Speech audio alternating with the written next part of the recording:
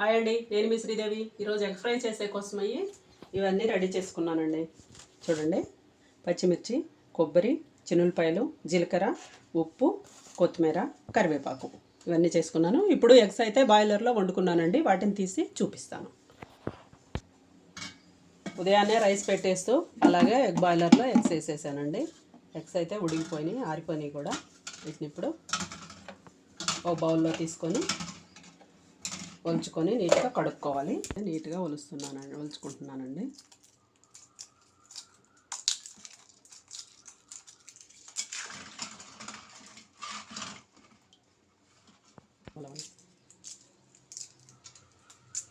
అన్ని ఎగ్స్ ఇలాగైతే నీట్గా ఒలుచుకొని ఒక బౌల్లో పెట్టుకున్నానండి.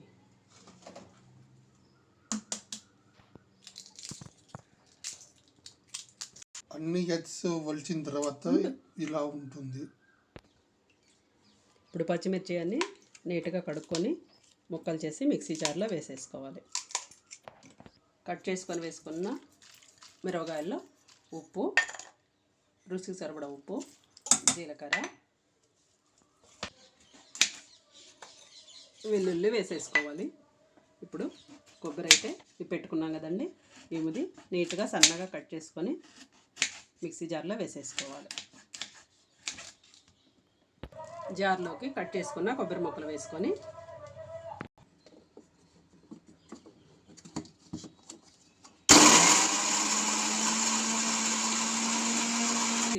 అన్నీ కలిపి మిక్సీ పట్టుకుంటే ఇలాగైతే వస్తుందండి. ఉడికిన ఎగ్స్ పక్కన పెట్టుకున్నాము. ఇప్పుడు కూరలోకి ఉల్లిపాయ కట్ చేసుకుంటున్నాము. ఒక పెద్ద సైజు ఉల్లిపాయనైతే కట్ చేసుకోవాలండి. చూడండి, ఇంత పెద్ద సైజు ఉల్లిపాయ తీసుకున్నాను నేను. దీన్ని నీట్గా మీడియం సైజు ముక్కలుగా కట్ చేసుకోవాలండి. నేనైతే ఈ సైజు కట్ చేసుకుంటాను. మీకు ఎలా నచ్చితే అలా కట్ చేసుకోవచ్చు. అయితే ఒక్క ఉల్లిపాయకే ఇన్ని ముక్కలు అయితే వచ్చేసినాయండి.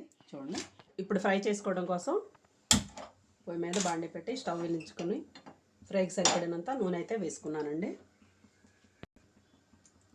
ఇప్పుడు నూనె వేగిందండి. వేగిన తర్వాత పలావాకు, ఆవాలు, మినపప్పు,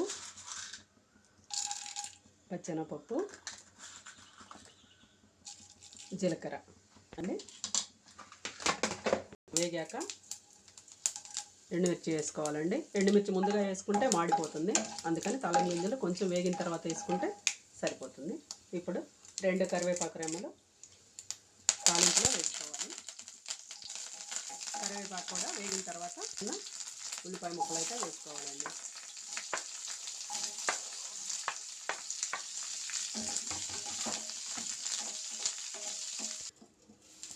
మూత పెట్టుకుంటే ఒక 2 నిమిషాల్లో మగ్గిపోతాయండి. చూడండి, ఉల్లిపాయలు అయితే వేగేసినాయి. ఇప్పుడు ముందుగా మిక్సీ చేసి పెట్టుకున్న పచ్చికారం అయితే వేసుకోవాలి కూరలో.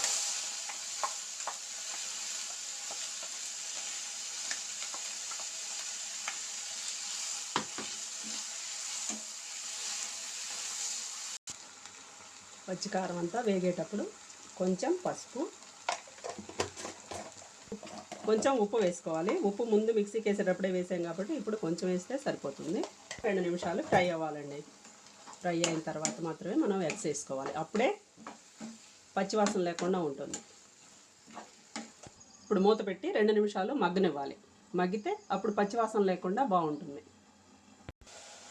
ఇప్పుడు చూడండి, మగ్గిపోయింది. చూడండి, కూరలో ఉన్న నీరంతా అయిపోయింది. ఇంక ఇప్పుడు స్టవ్ సిమ్లో పెట్టుకొని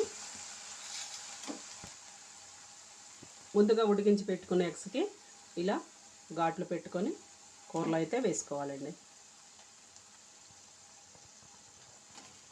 కొంతమంది ఆఫ్ చేసి కూడా వేసుకుంటారు, కానీ నాకైతే ఇలాగే ఇష్టమండి, అందుకని ఇట్లాగే వేస్తాను. ఘాట్లు పెట్టుకొని కూరలో అయితే వేసేసుకున్నామండి. ఇప్పుడు కలుపుకోవడమే.